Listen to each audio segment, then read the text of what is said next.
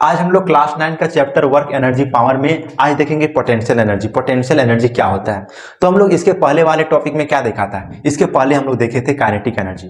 तो kinetic energy के बारे में हम लोग देखे थे कि काइनेटिक एनर्जी क्या होता है कि कोई भी ऑब्जेक्ट यदि मोशन में है तो वह उसे हम लोग काइनेटिक एनर्जी बोल देते हैं कि वह ऑब्जेक्ट जो है उसमें कौन सा एनर्जी काम कर रहा है, काइनेटिक एनर्जी लग रहा है। ठीक है, लेकिन आज का जो है वो पोटेंशियल एनर्जी का बात कर रहे हैं। ठीक है, कोई भी बॉल है, ठीक है, इस बॉल है, ये बॉल है, ठीक है, इस बॉल को जब हम लोग ऊपर की ओर ले जाते हैं, ठीक है, तो इसमें कौन सा एनर्जी लग रहा है ना? या तो फिर एक स्प्रिंग है, ठीक है, ये स्प्रिंग है जो कि हम लोग खींच के इसको यहां तक ले आते हैं, मतलब इस स्प्रिंग को क्या करते हैं, खींचते हैं। तो इसमें कौन सा एनर्जी लग रहा है उस पर हम लोग बात कर रहे हैं। ठीक है, तो पोटेंशियल एनर्जी बताता है कि कोई भी ऑब्जेक्ट यदि उसका एक निश्चित हाइट होगा या तो फिर उसका शेप में किसी प्रकार का चेंज होगा तो उसको हम लोग बोलेंगे पोटेंशियल एनर्जी। मतलब उसमें उस ऑब्जेक्ट का कुछ हाइट होना चाहिए और उस ऑब्जेक्ट में किसी प्रकार का चेंज उसके शेप में या तो उसके पोजीशन में जब चेंजिंग आता है, देखने को मिलता है चेंजिंग, तो उसमें हम लोग बोलते हैं क्या, कौन सा एनर्जी लग रहा है, पोटेंशियल एनर्जी लग रहा है। ठीक है, तो हम लोग पोटेंशियल एनर्जी का डेफिनेशन में क्या लिख सकते हैं? पोटेंशियल एनर्जी का डेफिनेशन लिख सकते हैं, the energy of a body because of its position और shape is called potential energy. तो इसका डेफिनेशन में हम लोग क्या देखें, the energy of a body because of its position और shape is called potential energy. ठीक है, तो लिखेंगे द एनर्जी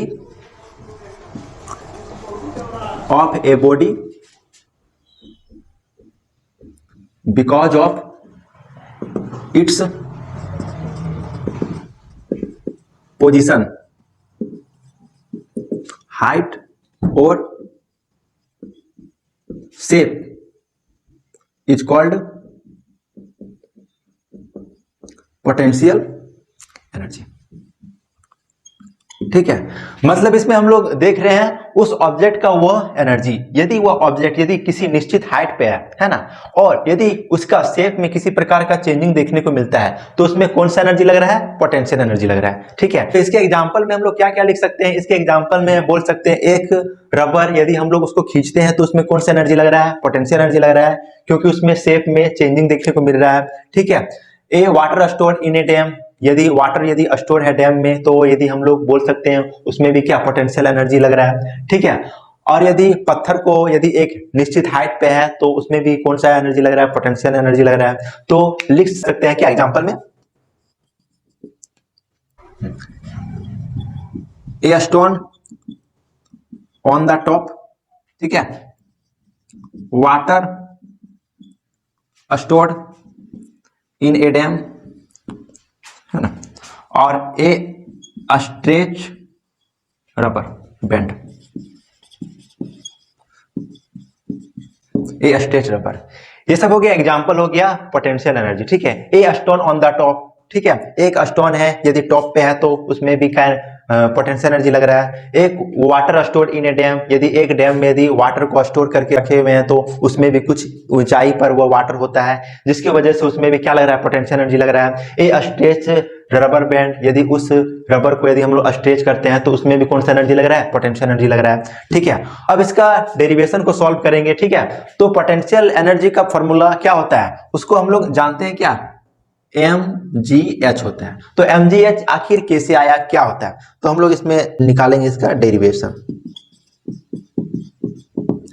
ठीक है, तो इसका डेरिवेशन जो हम लोग क्या करेंगे, इसका वर्क डन से ही निकालेंगे। ठीक है, क्योंकि इस बॉल पे किसी प्रकार का वर्क डन तो हो रहा है, क्योंकि यह बॉल पहले था यहाँ पर, तो इस बॉल को हम लोग यहाँ से यहाँ तक, तो ये क्या है, मास है। ठीक है, और इसके बीच का जो है इसमें हाइट लग रहा है, और साथ में इसमें जो है हाइट के साथ इस बॉल का एक फोर्स भी लग रहा है, इस बॉल में एक फोर्स लग रहा है जो कि नीचे की ओर लग रहा है। ठीक है, तो इसमें हम लोग क्या बोल सकते हैं, उसमें नीचे जो है कौन सा फोर्स लगता है, ग्रेविटेशनल फोर्स लगता है। ठीक है, तो इसमें हम लोग एक्सेलरेशन ड्यू टू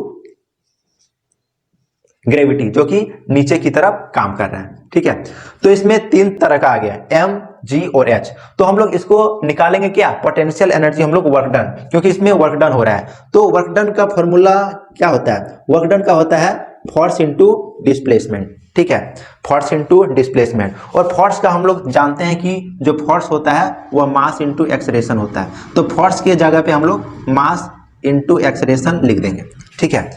अब इसमें आता है एस, एस को हम लोग डिस्प्लेसमेंट के जगह पे हम लोग इसमें एच को लिखेंगे, हाइट लिखेंगे, क्योंकि इसमें कुछ निश्चित हाइट है इसका, तो एस में हम लोग क्या करेंगे, एच लिख देंगे।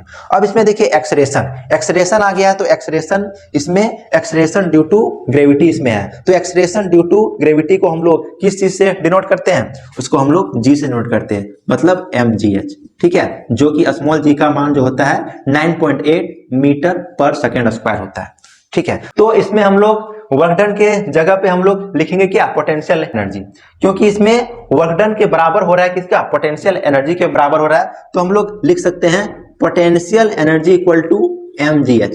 तो इसमें हम लोग को क्या पता चल रहा है, इसमें यही पता चल रहा है कि यदि मास ज्यादा होगा तो पोटेंशियल एनर्जी भी ज्यादा होगा, एक्सेलरेशन ड्यू टू ग्रेविटी यदि ज्यादा होगा तो पोटेंशियल एनर्जी ज्यादा होगा, और यदि हाइट होगा ज्यादा तो पोटेंशियल एनर्जी भी ज्यादा होगा। तो ये था पोटेंशियल एनर्जी और इसका डेरिवेशन, जो कि बहुत आसान है, ठीक है।